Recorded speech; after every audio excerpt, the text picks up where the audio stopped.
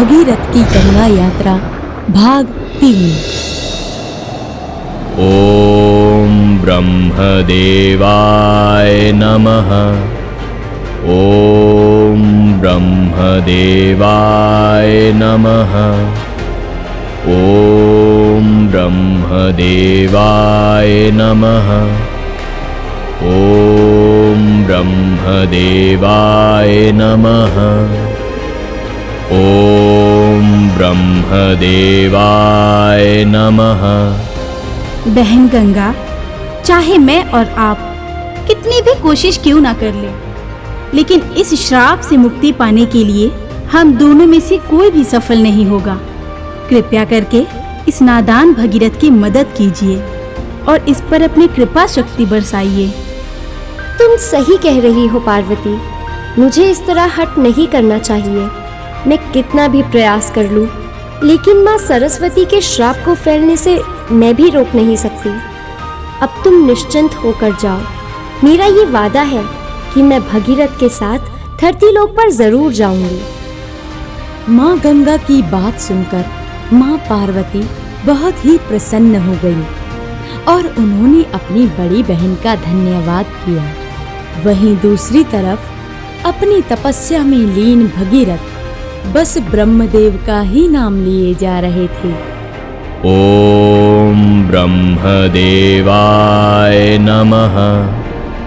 ओम ब्रह्मदेवाय नमः।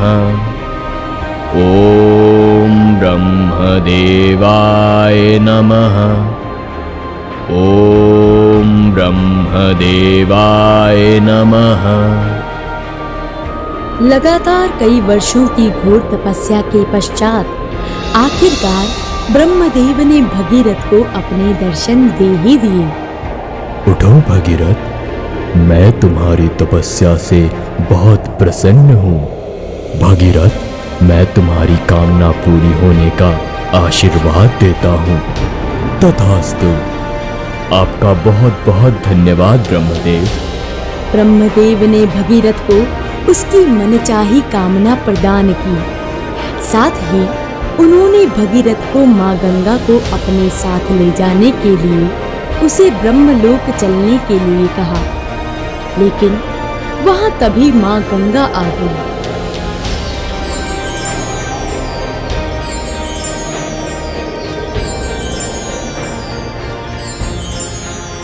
पुत्र भगीरथ, मैं तुम्हारे साथ चलने के लिए तैयार हूँ, लेकिन मैं तुम्हें एक बात बताना चाहती हूँ। मेरे वेग को सहना धरती के लिए असंभव है। हमें कोई ऐसा उपाय निकालना चाहिए जिससे मेरे साथ चलने पर पृथ्वी के किसी भी जीव को हानि ना पहुँचे।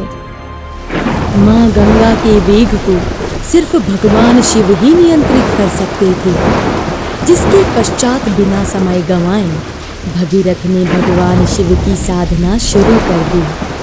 भगीरथ की निष्ठा और भक्ति से प्रसन्न होकर महादेव ने उसे मनचाहा वरदान दे दिया।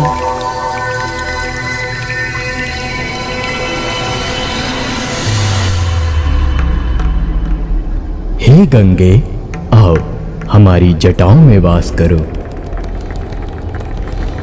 गंगे, आओ हमारी जटाओं में वास करो। हे गंगे, आओ हमारी जटाओं में वास करो।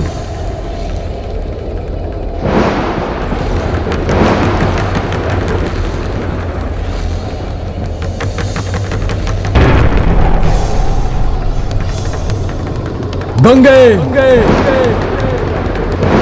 गंगे, गंगे, गंगे।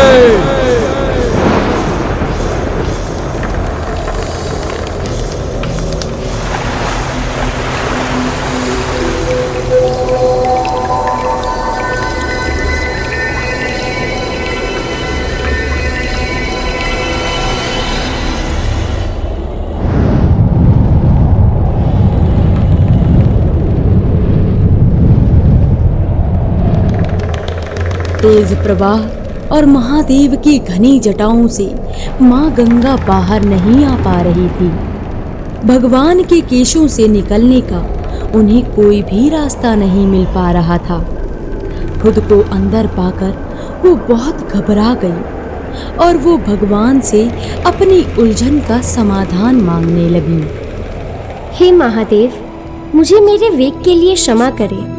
मैं आपसे माफ़ी मांगना चाहती हूँ, लेकिन इस तरह मैं आपके केशों में नहीं रह पाऊंगी। मैं जब ब्रह्मा जी के पास थी तो वहाँ भी आ जा सकती थी, लेकिन यहाँ मैं इस तरह अनंत काल तक नहीं रह पाऊंगी। कृपया करके मुझे इस परेशानी से निकालिए। माँ गंगा की उलझन को देख भगवान शिव ने उन्हें अपनी जटा से निकाला और उन्हें भगीरथ के साथ पृथ्वी पर भेज दिया। माँ गंगा भगीरथ के साथ उनके पीछे पीछे पृथ्वी पर जाने लगी।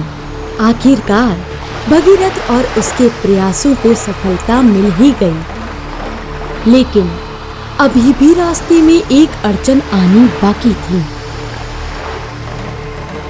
रास्ते में भगीरथ ने ऋषि जाहनु का आश्रम देखा और उनसे मिलने की इच्छा जताई। माँ गंगा को भगीरथ ने वहीं रुकने के लिए कहा और खुद कुटिया के अंदर चले गए। लेकिन भोला भगीरथ इस बात से अनजान था कि भला कोई पानी के प्रवाह को कैसे रोक सकता है। अपनी चंचलता के कारण माँ गंगा ऋषि जाहनु के आश्रम से गुजरी, लेकिन तेज प्रवाह के कारण पूरी कुटिया डूब गई। सब कुछ तहस नहस हो गया। ये देखकर ऋषि बहुत ही ज्यादा क्रोधित हो गई। इतना दुस्साहस कि मेरी कुटिया में आकर मेरा ही सब कुछ तहस नहस कर दिया। मैं अभी इसे सबक सिखाता हूँ। ऋषि जाहनु बहुत ही क्रोधित हो उठे। उन्होंने गंगा का सारा जल पी लिया। ये देखकर भगीरथ बहुत ही चिंतित और परेशान हो गया, जिसके बाद उसने ऋषि जाहनु से अपना क्रोध शांत करने के लिए कहा। शांत हो जाइए ऋषिवर, शांत हो जाइए। मैं समझ सकता हूँ कि आप इस नुकसान से काफी क्रोधित हैं, लेकिन मैंने और मेरे पूर्वजों ने इस दिन के लिए बड़ी कठोर तपस्या की है। कृपया करके ऐसा अनर्थ ना कीजिए। भगीरथ ने ऋषि को सारी बात बता दी, जिसे सुनकर उन्हें भगीरथ पर दया आ गई और उन्होंने गंगा को अपने कान से निकालकर मुक्त कर दिया। उस दिन से माँ गंगा को जाह्नवी के नाम से पुकारा जाने लगा। भगीरथ ने ऋषि जाहनु को धन्यवाद किया और अपने पितरों को मुक्ति दिलाने की राह में गंगा के साथ निकल पड़े। अंत में वो वहां पहुंच ही गए जहां कई सालों से उनके पितृ अपनी मुक्ति की प्रतीक्षा कर रहे थे।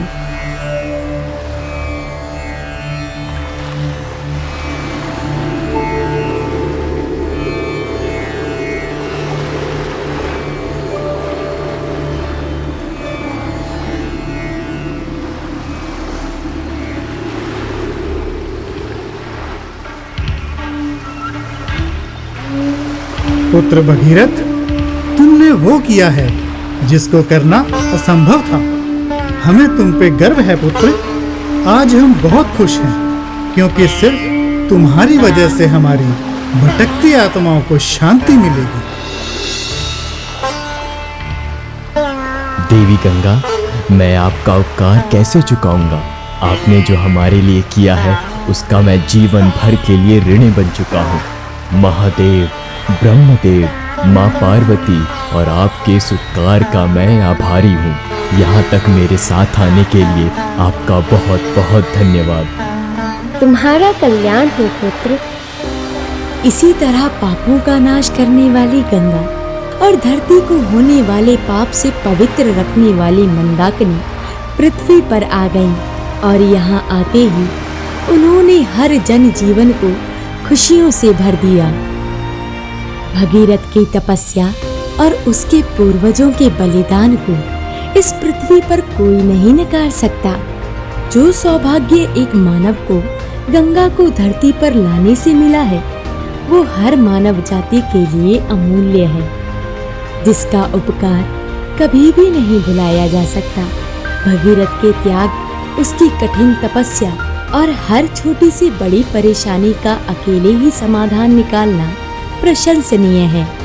साथ ही अपनी संस्कृति और पितरों के प्रति अपना आदर बनाते हुए उनका उद्धार करना हर मानव जाति के लिए एक बड़ी सीख है।